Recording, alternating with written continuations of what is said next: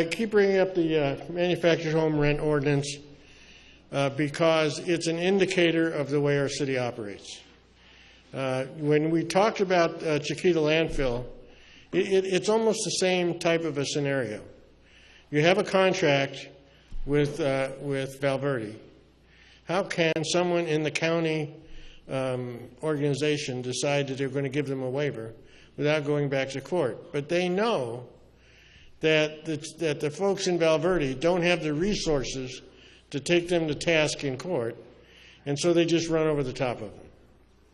When you look at what's happening in the manufactured home ordinance, adjustment ordinance, it's not only a better example, but it's one that's right in your face. And so I really wanted to talk a little bit about what happened, why it's happening, and why we should be interested in it, whether you live in a manufactured home or not. So to start off by saying that I want everybody to truly understand that this is not anything I have a self-interest in. I own no part of any mobile home park. I don't own a manufactured home, but I think that the individuals in manufactured homes are being treated very badly, and it's something that we need to work on.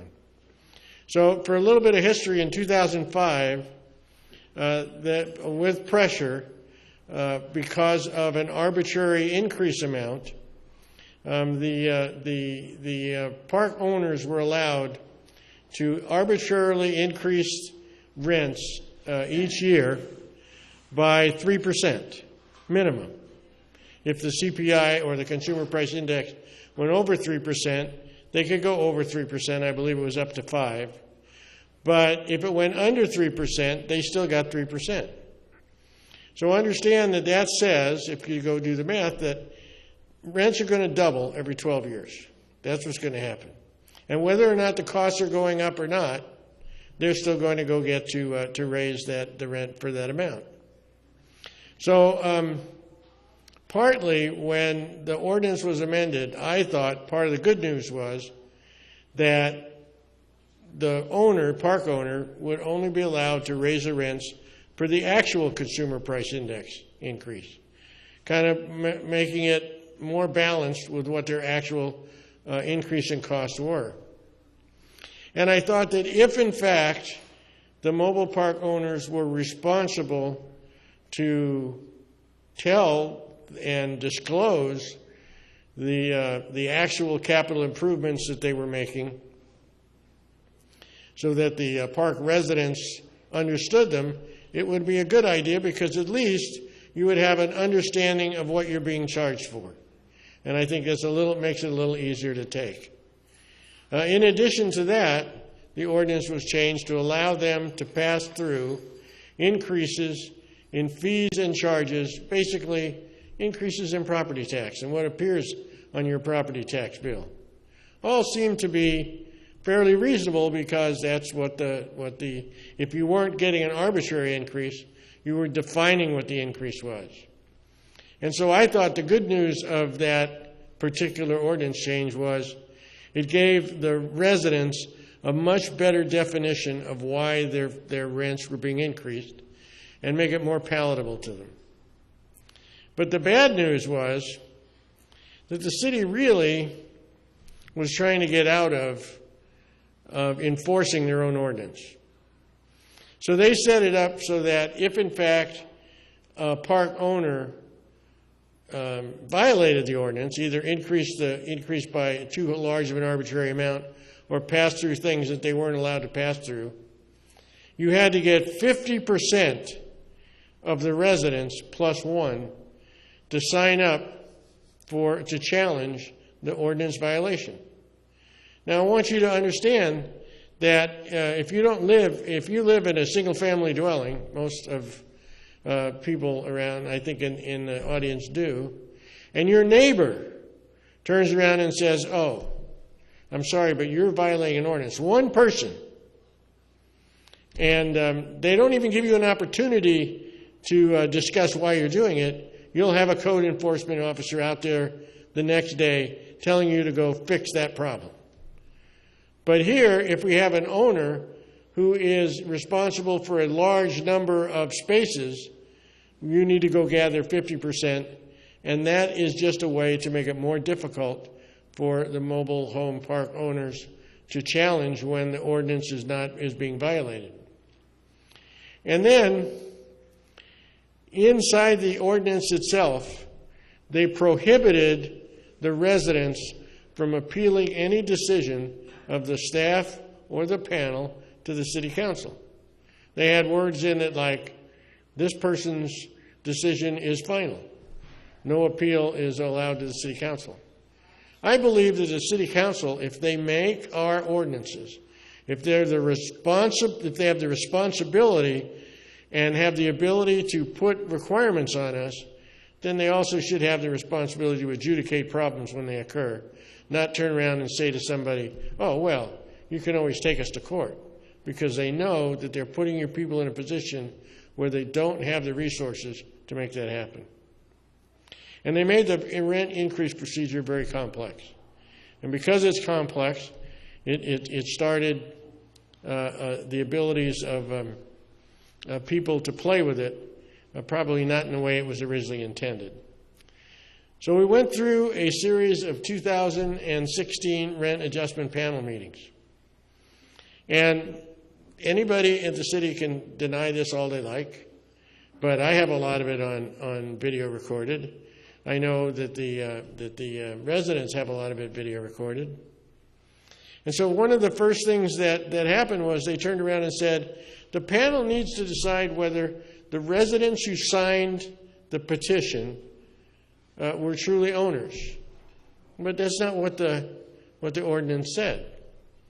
And in addition to that, the ordinance turned around and said that the decision as to whether those signatures were valid belonged to the Director of Community Development, and his decision was final. So why now are you going to the panel, who is not tasked with making that decision, and asking them to do that? And staff not only allowed it to happen, but they encouraged it to happen, and they pushed it. And then all of a sudden we had park owners showing up with attorneys. And you know, that's okay. It's always okay to have an attorney. I don't particularly have anything against attorneys. Well, that's not really true. But what happened is, this is not a court of law. It's a public hearing. And in a public hearing, you get to present your information based upon what's allowable, and the panel makes a decision. You don't get to question and cross-examine the residents. And so it was very intimidating for a lot of the residents. Yes, it's intimidating for a lot of the residents just to sign the petition and bring it forward to the city, no less have a set of attorneys grilling them on, well, did you do this or do that, even though it might not have had any bearing on the outcome. Lastly, they started playing games with wording, okay? And we saw that this last time too, but I was very annoyed because basically the old ordinance, and it carried through, said that you could pass through fees that were added since 1993. And I'm sure what that meant that if the fee was added, then you could add this year's delta on your current bill. But what did they do? They turned around and said, well, it says we can add fees since 1993, so we'll just take all the fees since 1993 and add them in one lump sum. And they got away with it. And why a city attorney is sitting there, and by the way, I asked the city attorney, not the one that was at there, I asked him, I said, how could you have allowed that to happen? And his answer to me was, well, they weren't very well represented. You've got to believe they weren't very well represented, because you should have been the one that should have been helping you represent them, because you're the city attorney. You're not the attorney for either one or the other sides. And then staff started recommending uses of definitions that were not included in the ordinance. So if someone came up with something and they wanted something, you know, they made up. Well, you know, the IRS says, or, well, you know, the state says, Well, you know what? If it's not a definition in the ordinance and you want to add it, go back to the council and ask them to add it. Don't make up your own mind what it's going to be. So it convoluted, 2016, it just convoluted the process. It was very ugly. And like I said, not only staff allowed it to happen, but they orchestrated it in many cases, and it was really getting ugly to watch. So what happens? You probably get some clown like me to go up to city council and start highlighting those problems and saying, hey, this isn't working. And we requested city management intervention. And we said, you know, you need some ordinance changes. Now, I wasn't the only one asking. The mobile home resident representatives were asking as well. But I was asking from the standpoint of being totally out of this thing from being a very more impartial observer. And the response from the city manager at the time was, he understood. It's on, you can watch it on video. He understood the process was not working. But he said, have patience. Let us finish this round of meetings, and we'll come forward and we'll show you and we'll give you some ordinance changes that will help you through this process. So the 2017 rent adjustment process has started, and guess what? There were no changes made to the ordinances. He didn't bring any forward. He just let it go into the next group. Okay? But you know, like everything else, there's good news and bad news. There was elections on the panel. The chair of the panel changed. Mr. Fraser is now the chair of the panel. And the panel has taken far more control of the meetings than before, than rather the staff doing it. And so the results have become much better balanced. Not perfect yet, but they're better balanced. The bad news is that the ordinance definitions are inadequate. And in some cases, the language in the ordinance, I could not believe, I was sitting there listening to 2 hours of a discussion where somebody turned around and said, there's a date when you have to submit the rent increase by. The date is the 30th of September. Okay. So what does the park owner do? He puts out the rent adjustment and dates it September 24th. Okay? And includes things that weren't going to happen until September 30th. Now there's a question, what's the period allowable for a challenge to be placed? Is it 45 days from the 24th when it was dated? Or is it 45 days from the 30th when it was due? And that little bit of information tidbit went back and forth for a long time, and that's just not the way things should be. And some panel members wanted to, these are just some of my super pet peeves, was when one of the panel members said, you know, that's not what we did in the last protest. Because, again, this is not a court of law. You don't make decisions based on precedent. You make decisions based upon the information given to you in that particular protest. And so if that particular protest has a better explanation of why something should happen, you don't not allow it because you didn't do something last time. And the park owners, in one case, and this was a very small amount, but it's indicative of the problem, the park owners started changing the specific cost of certain things, of saying, look, last year I decided to take water out of the basic rents and I'll pass it through as a pass-through. Then this year they decided to put it back in the basic rents. Well, you know what happens is that when you do that, when you have something that you say is a finite number, something that you're charging a finite amount for because it's charged to you and it's in the basic rent, it gets inflated every year by the CPI, whether it goes up or not. So if those kinds of things should be a specific charge, they should stay that way all the time. They should be defined, and they should be the information as to how much they cost should be there, and it should not be able to go back and forth. So it was back to public participation. And on February the 14th, turned around and said, where are your changes, guys? Where are your changes? Frank Oviedo turns around and says, don't worry about it. We're going to make the changes known in March. Right?